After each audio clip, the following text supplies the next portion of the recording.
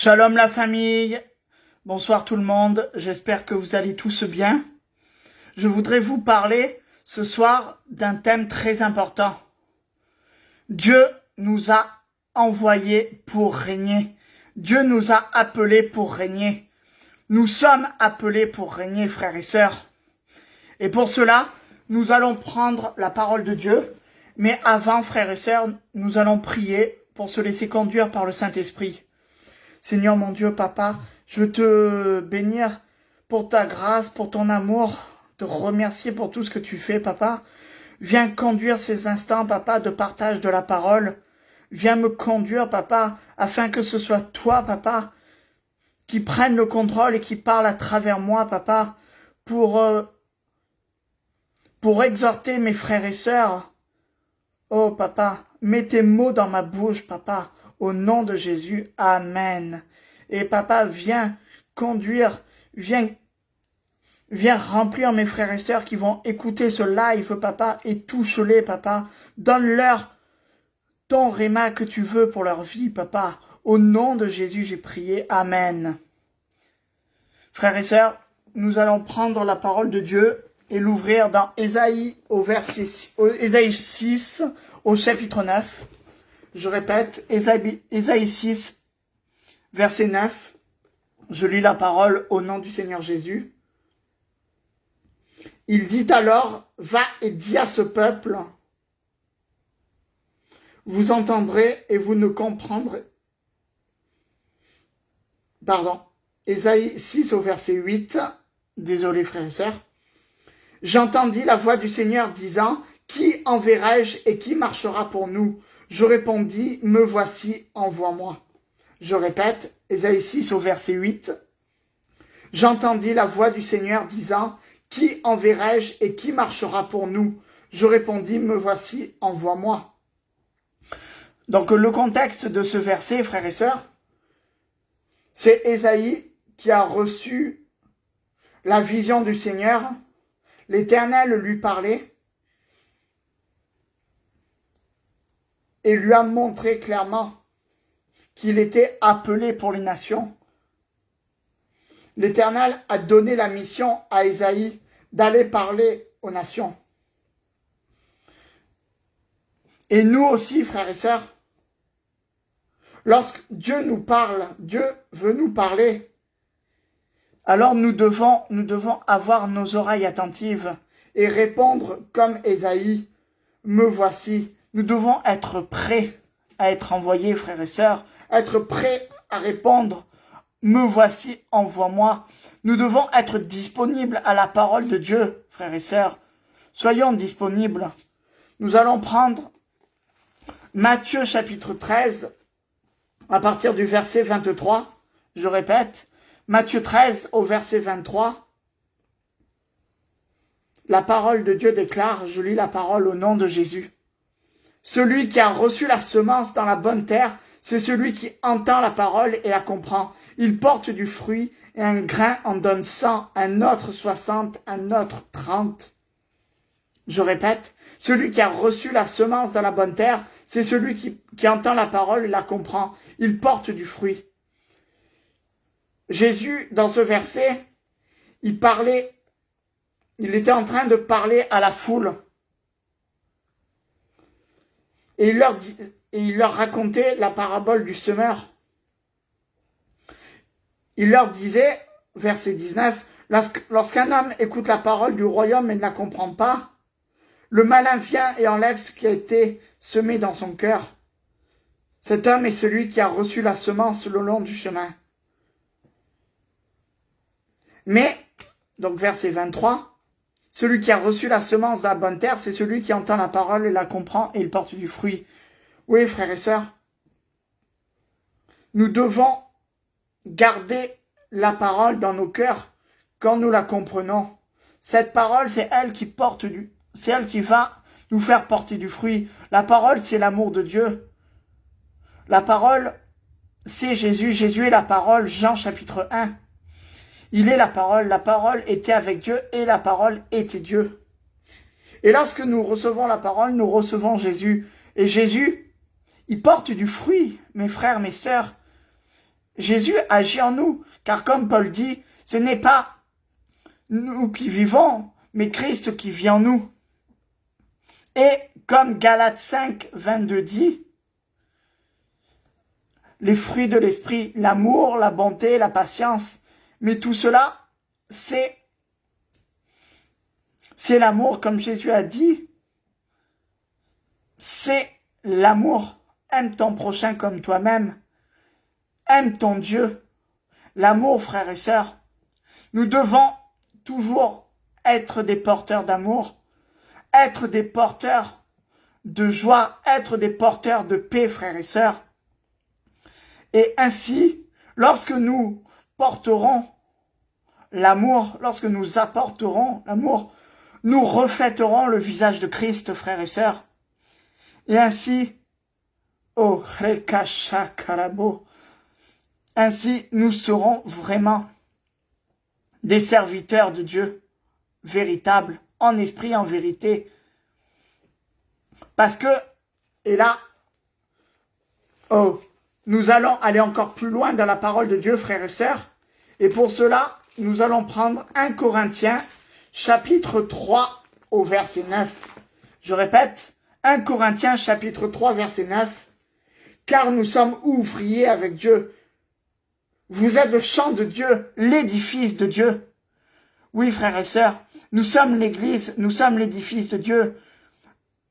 Genèse nous dit que nous avons été fabriqués à l'image de Dieu. Et fabriqués à l'image de Dieu, c'est très fort, parce que Dieu est amour. Alors, frères et sœurs, si Dieu est amour, étant fabriqués à l'image de Dieu, mais alors, nous devons être amour nous-mêmes. Nous devons, un Jean nous dit bien que si nous n'avons pas l'amour, nous ne sommes pas de Dieu. Si nous n'avons pas l'amour, nous sommes de Dieu. Mais si nous sommes amour, alors nous reflétons Dieu dans notre vie. Parce que Christ est l'amour véritable. Il est la définition de l'amour qui se donne, Christ.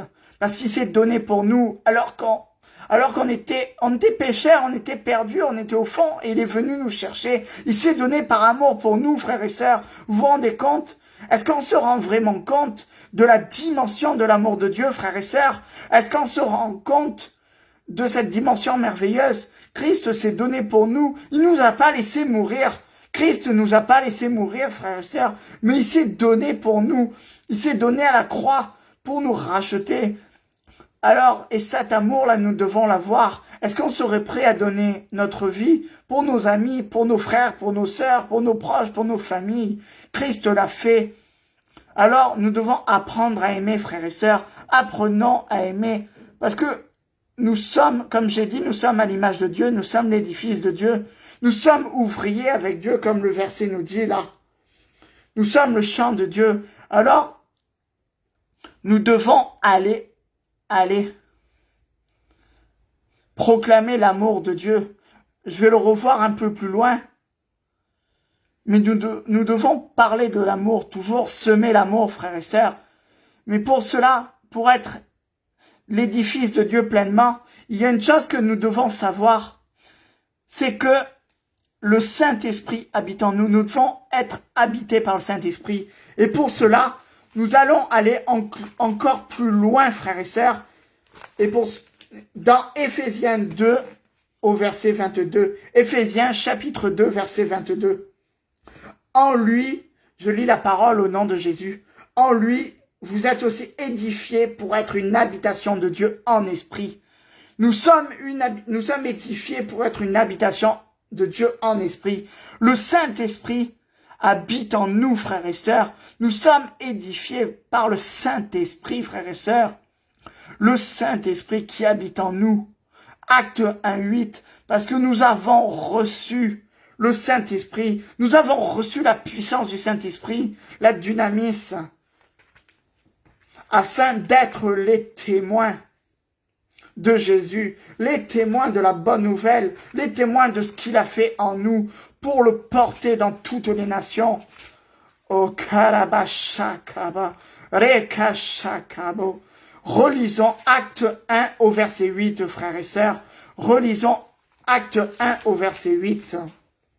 Parce que vraiment, frères et sœurs, dans les actes des apôtres, il y a une puissance magnifique. Et surtout dans ce verset que nous connaissons par cœur. Mais est-ce qu'on se rend compte de la puissance de ce verset? Acte 1, verset 8, je lis la parole au nom de Jésus. Mais vous recevrez une puissance, le Saint-Esprit survenant sur vous, et vous serez mes témoins à Jérusalem, dans toute la Judée, dans la Samarie et jusqu'aux extrémités de la terre. Nous avons reçu le Saint-Esprit, frères et sœurs. Nous avons reçu la puissance du Saint-Esprit pour être les témoins. Mais est-ce qu'on se rend compte, frères et sœurs, de ce que ça veut dire? Parce que si comme Pierre avant, il avait son caractère. Il était souvent colérique. On raconte, et on le voit dans les Écritures, que Pierre avait son petit caractère. Il était colérique, il était orgueilleux, voilà. Il est allé même jusqu'à renier Christ quand le Seigneur a été arrêté. Mais lorsque le Saint-Esprit est tombé sur Pierre, lorsque le Saint-Esprit a saisi Pierre dans la chambre haute, là, il y a eu un changement. Il y a eu transformation, frères et sœurs. Il y a eu Rekashakaba. Pierre a été transformé, il a été renouvelé. Et nous aussi, frères et sœurs, lorsque nous avons reçu le baptême du Saint-Esprit, lorsque nous avons reçu la dynamis, la puissance de Dieu, la puissance du Saint-Esprit, nous avons été transformés. Et cette transformation qui est opérée en nous, frères et sœurs, cette transformation qui est opérée en nous vient agir dans nos cœurs, frères et sœurs. Le Saint-Esprit vient nous donner l'amour pour les âmes, l'amour pour le monde, frères et sœurs. Nous devons avoir l'amour de Dieu pour les âmes, l'amour de Dieu pour aller chercher les âmes perdues, les amener à Christ, les amener à la bergerie. Parce que c'est à ça que nous sommes appelés, frères et sœurs. Et le Saint-Esprit nous aide, nous remplit pour la mission que le Seigneur nous a confiée. Et là, nous prenons Marc 16. Et c'est là que nous allons rentrer, frères et sœurs, dans la dimension surnaturelle. Nous allons rentrer dans la dimension surnaturelle, là, frères et sœurs. Soyez attachés, frères et sœurs. Attachez-vous, attachez vos ceintures. Et rentrez. Soyez prêts, frères et sœurs. Marc 16, chapitre, verset 17. Marc 16, à partir du verset 15. Je lis la parole au nom de Jésus. Puis il leur dit, allez par tout le monde et prêchez la bonne nouvelle à toute la création. Celui qui croira et qui sera baptisé sera sauvé, mais celui qui ne croira pas sera condamné. Voici les miracles qui accompagneront ceux qui auront cru. En mon nom, ils chasseront les démons, ils parleront de nouvelles langues, ils saisiront des serpents. S'ils boivent quelque breuvage mortel, il ne leur fera point de mal. Ils imposeront les mains aux malades et les malades seront guéris. Alléluia, frères et sœurs. Oui, voici la puissance du Saint-Esprit qui agit en nous, frères et sœurs. Voici la puissance du Saint-Esprit qui agit en nous. Lorsque nous avons le Saint-Esprit, lorsque nous sommes remplis de la puissance du Saint-Esprit et que nous allons dans les nations proclamer le nom de Jésus, lorsque nous allons évangéliser, lorsque nous allons parler du Seigneur, lorsque nous allons prêcher, les miracles agissent, nous voyons la gloire de Dieu. Alors, frères et sœurs, quand nous prions avant d'évangéliser, demandons toujours l'assistance du Saint-Esprit et nous verrons la gloire, nous verrons les miracles. Parce que, frères et sœurs, nous avons reçu cette autorité-là pour guérir les malades, pour chasser les démons. Oh, frères et sœurs, nous avons reçu l'autorité royale au nom de Jésus, parce que Jésus est le roi, et en tant que fils du roi, nous-mêmes, nous sommes des princes, des princesses. Nous avons l'autorité pour guérir les malades, pour chasser les démons. Ils imposeront les mains aux malades et les malades seront guéris. Alléluia. Oui, au verset 20, la parole dit, ils s'en allèrent prêcher partout. Le Seigneur travaillait avec eux et confirmait la parole par les miracles qui l'accompagnaient. Alléluia, frères et sœurs. Quand nous prêchons, le Seigneur est avec nous. Il est à l'œuvre. Il est à l'œuvre car c'est le Seigneur qui travaille à travers nous. Nous sommes, frères et sœurs, les instruments du Seigneur. Nous sommes des instruments utilisés par le Seigneur pour sa gloire. Nous sommes établis pour régner. Nous sommes établis pour établir le règne de Christ sur la terre, frères et sœurs. Et établir le règne de Christ se fait à travers les miracles, à travers les guérisons que le Seigneur opère à travers nous, les guérisons des malades, les morts qui sont ressuscités, les démons qui sont chassés, frères et sœurs. Alléluia. Les miracles accompagnent et confirment la parole de Dieu, frères et sœurs. Les miracles accompagnent la parole de Dieu, frères et sœurs. Comprenons ça. Nous allons prendre Luc 10 au verset 19 pour aller encore plus loin dans ce que nous disons, frères et sœurs. Luc 10 au verset 19. Shakaraboreko shakaba, rebo shakase kerebe. Oh caraba. Pendant que je parle, frères et sœurs, je vois une personne là qui écoute, une personne qui a besoin d'encouragement. Je vois une personne qui a besoin d'encouragement dans son ministère.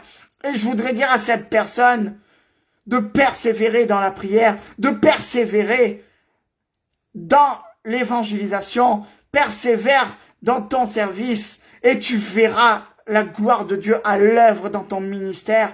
Persévère, persévère, persévère. Alléluia. Luc 10 au verset 19. Voici, je vous ai donné le pouvoir de marcher sur les serpents et les scorpions et sur toute la puissance de l'ennemi. Et rien ne pourra vous nuire. Vraiment, frères et sœurs, rien ne peut nous nuire lorsque le Saint-Esprit est avec nous. Rien ne peut nous nuire quand nous accomplissons l'ordre que le Seigneur nous a donné, quand nous faisons la volonté de Dieu, quand nous travaillons pour le Seigneur. Même si l'ennemi se dresse devant nous, même s'il y a des oppositions, frères et sœurs, rien ne peut nous nuire. Vous savez, j'ai un petit témoignage à vous raconter, frères et sœurs. Souvent, avec mon frère, nous évangélisons dans les métros tous les matins, du lundi au vendredi. Eh bien, frères et sœurs, je peux vous dire que nous voyons la gloire de Dieu à l'œuvre. Parce que souvent, les agents de sécurité nous empêchent de proclamer. Souvent, on se fait insulter dans le métro quand on proclame le nom de Jésus. Mais, parce que le Seigneur est là, le Seigneur nous garde et il ne nous est pas fait de mal. Nous voyons les anges autour de nous. Nous voyons la puissance de Dieu à l'œuvre qui nous protège. Nous sommes protégés. La main de Dieu est sur nous. Le sang de Jésus nous couvre parce que nous faisons la volonté de Dieu. Nous faisons l'œuvre du Père à laquelle nous sommes appelés, frères et sœurs. Parler de Jésus, faire connaître le nom de Jésus, le seul nom qui a été donné sur la terre, frères et sœurs. Le seul nom qui sauve, le nom puissant de Jésus-Christ de Nazareth. Rekashakaba. Oui, frères et sœurs. Mashakorabosheke. Alors, frères et sœurs, je vais terminer cette exhortation en prenant Jean 14 au verset 13. Et là, frères et sœurs, ce verset a une puissance au Reboshaka. Je lis la parole au nom de Jésus. Tout ce que vous demanderez en mon nom, je le ferai, afin que le Père soit glorifié dans le Fils. Je répète, Jésus nous a dit, tout ce que vous demanderez en mon nom, je le ferai, afin que le Père soit glorifié dans le Fils. Frères et sœurs, cette parole est puissante, parce que Jésus nous apprend, là, Jésus nous donne la clé, il nous donne la clé de la foi, la puissance, nous avons la puissance et l'autorité. Au nom de Jésus, tout ce que nous demandons pour notre vie, tout ce que nous demandons pour que la gloire de Dieu se manifeste à travers nous, nous est donné. Parce que nous avons cru que Christ est le Fils de Dieu vivant. Parce que nous avons cru en Jésus-Christ, frères et sœurs. Alléluia.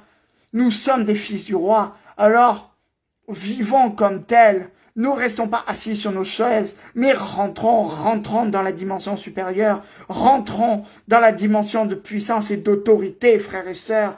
Prenons autorité dans la parole pour réclamer des changements dans notre vie, pour réclamer. Je veux déclarer maintenant au nom de Jésus que tout esprit de stérilité, tout esprit de pauvreté, tout esprit de célibat, tout esprit d'opposition qui voudrait se dresser contre notre destinée prophétique, maintenant est brisé au nom de Jésus. Et j'appelle maintenant sur nos vies, j'appelle la puissance du Saint-Esprit, j'appelle la puissance du sang de Jésus qui vient couvrir nos vies, qui vient couvrir nos ministères. Et je déclare l'onction du mariage, je déclare l'onction de la prospérité à tout égard.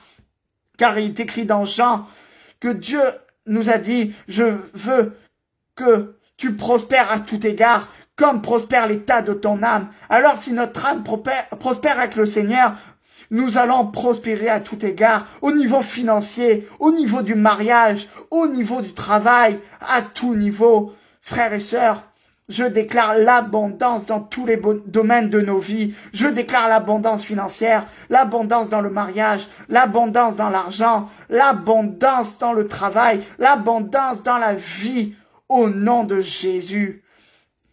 L'abondance dans le ministère. De nombreuses âmes viendront à Christ à travers nous, afin que Dieu soit glorifié, afin que le Père soit glorifié.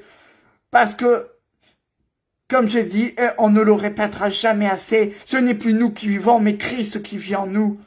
Et parce que Christ vit en nous, nous avons son autorité pour décréter les choses divines, frères et sœurs. Parce que Dieu amène à l'existence les choses qui n'existent pas. Il amène à l'existence les choses qui n'existent pas. La foi, ayons toujours une foi ferme, frères et sœurs, et nous verrons s'accomplir la gloire de Dieu dans nos vies, frères et sœurs. Alléluia, frères et sœurs.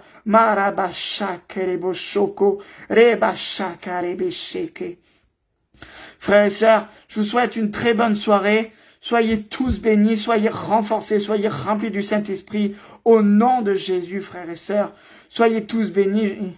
Je vous aime, frères et sœurs. Alléluia.